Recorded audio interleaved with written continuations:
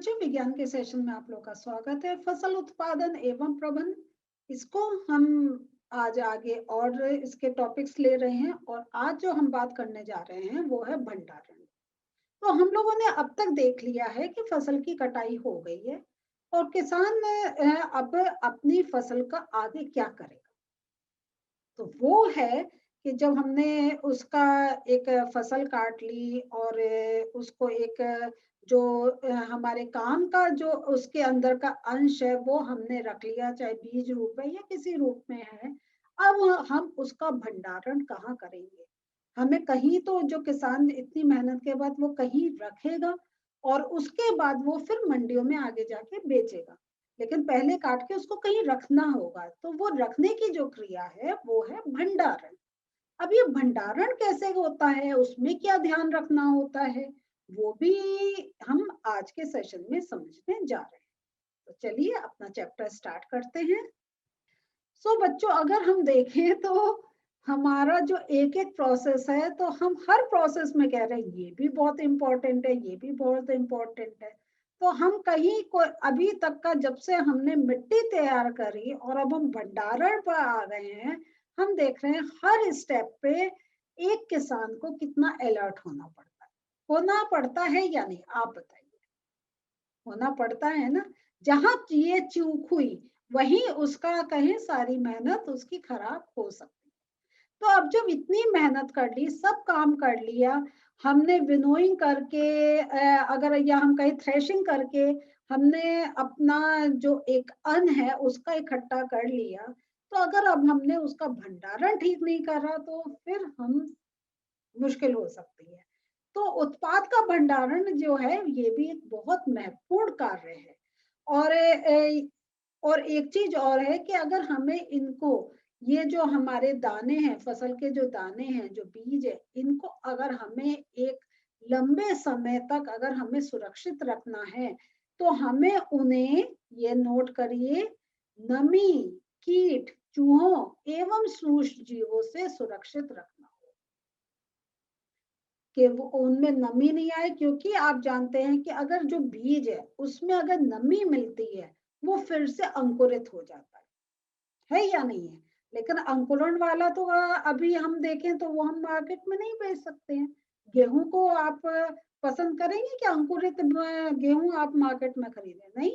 नहीं तो उसका आटा कैसे बनेगा, है या नहीं है। तो हमें नमी से बचा के रखना है। हमें जो कीट हैं, चूहे हैं, जो उनको भोजन के रूप में ले लेते हैं, तो उसको डैमेज कर सकते हैं।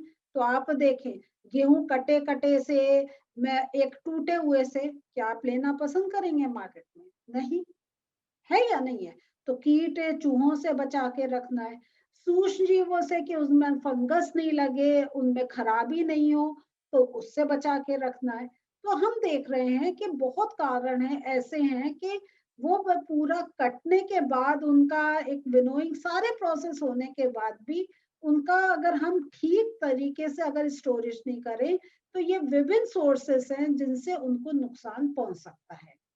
तो मैं, और जो एक और आप, जब हम नमी की बात कर रहे हैं, तो जब ताजी ताजी हमारी जो फसल जब कटी हुई होती है, तो उनमें नमी होती है। क्यों होती है, जरा सोचिए। बिल्कुल ठीक।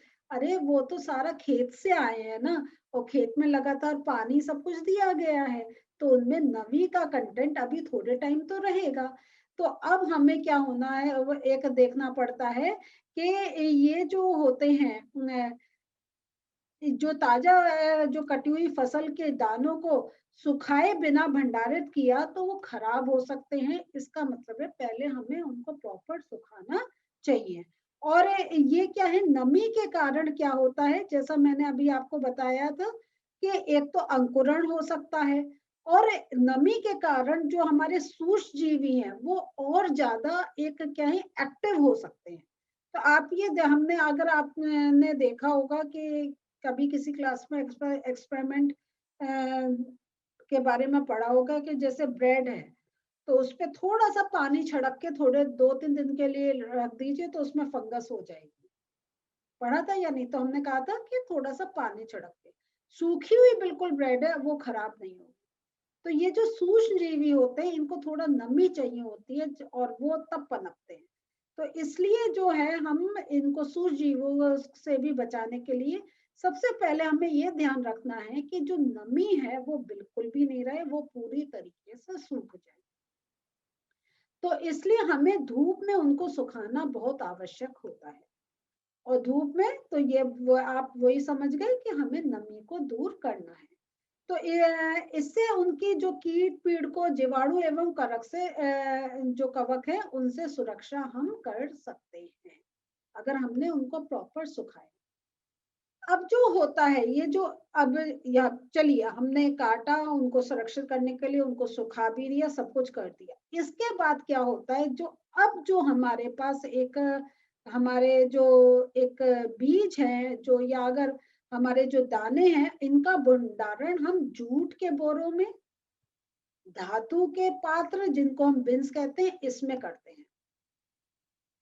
तो ये क्या आपने देखा ना बोरियों में भरे हुए होते हैं इसी कारण, क्योंकि इसमें उनको अगर कहें तो एक प्रॉपर एक उनका एक एयर सब कुछ बनी हुई रहती है। अब ये जो हमने जो अगर हम जूट के कर रहे हैं बात या बिन्स की कर रहे हैं ये तो एक थोड़ा सा एक कम अगर कहें उनकी क्वांटिटी के लिए है, लेकिन अगर बड़े पैमाने पर उनका भंडारण करना है तो हम इनको साइलो और भंडार गृहों में इनको हम इनका भंडारण करते हैं जिससे उनको पीड़कों जैसे कि ये देखिए चूहे एवं कीटों से सुरक्षा मिल सके। तो चूहे क्या है वो बोरी काट सकते हैं, है या नहीं है? तो ये अब देखिए हर स्टेप पे ध्यान देना है। तो बहुत समय तक रखना और बहुत ज्यादा रखना है तो हम इनको अलग प्रकार से उनका भंडारण करते हैं। और इसमें भंडारण की विधियों में एक और करते हैं हम नीम की सूखी पत्तियां वो भी डाल देते हैं। तो ये जनरली होता है जब हमारे घर में अगर हम कहें कि हमने 25 किलो 50 किलो गेहूं रख लिया है जो हम समय समय पर पिसवाते रहेंगे, तो उसका अगर हमें कीटों से और इन सब से सुरक्षा रखनी है तो हम नीम की सूखी पत्तियां डाल देते हैं। तो ये अगर कहें तो ये भी एक ऑर्गेनिक वे है कि एक नेचुरल वे है जिससे हमारा कुछ और अगर केमिकल नहीं डालें ये डाल दें तो हमारा जो बीज है वो सुरक्षित रह सकते हैं। और जो बड़े भंडार गृहों में अनाज को पीड़कों एवं सूजीवों से सुरक्षित करने के लिए हम उनका रासायनिक उपचार भी करते हैं। तो लेकिन देख रहे हैं कि जहां हम रासायनिक की बात करते हैं वहां पे एक थोड़ा सा आ जाता है कि एक्स्ट्रा एक केमिकल है जो अगर जैसे कीटों से सुरक्षा कर रहा है तो वो थोड़ा हमारे लिए भी एक नुकसान वाली चीज हो सकती है। तो हमें इस बात का ध्यान रखना चाहिए कि जितना एक हम नेचुरल वे में अपना सुरक्षा दे पाए वो ज्यादा अच्छी होगी। तो मैं अब आज के थोड़े से इस सेशन के नोट्स आपको दिखाती हूँ। तो बच्चों भंडारण की विधि के बारे में अगर आपसे पूछा जाए तो दानों बीजों को धूप में सुखाया जाता है जिससे नमी में कमी आए और कीट पीड़कों और जीवाणु एवं कवक से सुरक्षा हो सके। फसल का भंडारण जूट के बोरों धातु के बड़े पात्र जिनको हम बिन्स कहते हैं उसमें होता है। बड़े पैमाने पर भंडारण साइलो और भंडार गृहों में किया जाता है। इस प्रकार चूहे एवं कीटों से सुरक्षा रखी जा सके, है ना। तो यहाँ पे आप ये देख रहे हैं कि कैसे विभिन्न जो विधियां हैं जिनकी हेल्प से हम जो अनाज है उसका भंडारण कर सकते हैं। तो आज हम लोगों ने देखा कि कैसे हम एक नेचुरल वे से और केमिकल से भी यूज कर सकते हैं। नेचुरल में हमने ये देखा कि हम जो ये नीम की सूखी पत्ती ये बहुत एक उपयोगी होती है और नीम की सूखी पत्ती हम कहीं हम अपने कपड़ों में भी डालते हैं।